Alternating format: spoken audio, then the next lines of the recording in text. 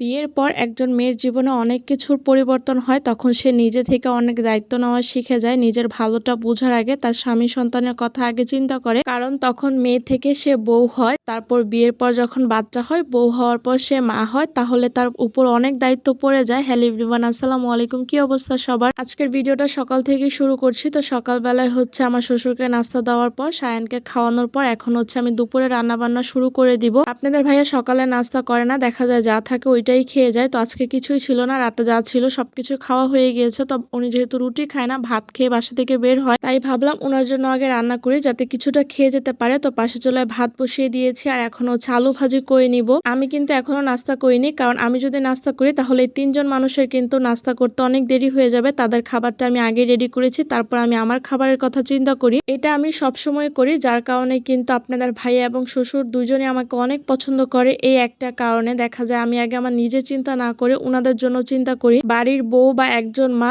এরকমই তো হওয়া উচিত, তাই না? প্রত্যেকটা মা বা প্রত্যেকটা বিয়ের পর প্রত্যেকটা মহিলাই এই কাজগুলাই করে। আমি একদম 100% শিওর। বাসায় মানুষ 4জন, কিন্তু 4জনের কিন্তু 4 রকমের নাস্তা বানাতে হয়, যার কারণে সকালবেলা এই সময়টা আমার মাঝে মাঝে হিমশিম খেতে হয়। সকালবেলায় হচ্ছে সবকিছু রেডি করতে একটু ঝামেলা হয়ে যায়, যেমন আলুটা কুচি করা একটু সময় লাগে, সবজি কাটা থেকে শুরু করে আবার ফ্রিজ থেকে মাছটা বের করার পর ওইটা ছুটতেও সময় লাগে। মাছ নর্মাল হতে হতে দেখা যায় সবজিটা হচ্ছে আমি রেডি করি কেটে, তারপর হচ্ছে আমি বাকি যে কাজগুলা থাকে ওগুলা শেষ করি, বা ভাত রান্না করে ফেলি, ডালটা রান্না করে ফেলি। সায়ান যদি ভাত বা রুটি খেতে পারতো তাহলে আর আমার এই কষ্টটা একটু কম হতো। যদি এখনো কিছুই খেতে পারে না সুজি বা খিচুড়ি ছাড়া, আলু ভাজি আর ভাত আপনাদের ভাইয়ার জন্য রেডি করেছে আর আমার জন্য রুটি ভেজে নিলাম। তখন সায়ান আমার কোলে উঠে বসে আছে, ওকে নিয়েই সবসময় আমার সকালের নাস্তাটা করতে হয়। যাই হোক, তারপরে এর মধ্যে একটা অন্যরকম শান্তি আছে। মা হওয়ার পর মনে হয় সবারই এরকম হয়, কোনো বিরক্তি কিন্তু কাজ করে না যে সন্তানের জন্য এই কাজটা করতে পারলাম না বা অন্য কিছু। যাই হোক, পাশে চলে হচ্ছে আমি ট্যাংরা মাছটা ভাজি করে নিচ্ছি। তারপর পটল আলু হচ্ছে আমি তেলের মধ্যে সামান্য পরিমাণ হলুদের গুঁড়া লবণ দিয়ে হালকা করে ভেজে নিব। আমি যখন পটল রান্না করি তখন সবসময় এভাবে ভেজে রান্না করি, এতে কিন্তু পটলের তরকারি অনেক মজা লাগে। সামান্য তেলেই তারপর পটল আলুটা সুন্দর করে ভেজে নিব, হালকা করে ভেজে নিব, বেশি কিন্তু ভাজবো না, হালকা করে ভেজে নিল। তরকারিটা যখন কষিয়ে রান্না করব তখন কিন্তু খেতে অনেক ভালো লাগবে। তেলের বোতলে তেল ঢালার সময় পাইনি, তাই হচ্ছে বড় বোতল দিয়ে আমি তেলটা ঢেলে দিলাম। যাই হোক, পেঁয়াজ দিয়ে তারপর ভালো করে ভেজে নিয়ে মশলা সব দিয়ে ভালো করে কষিয়ে নিব।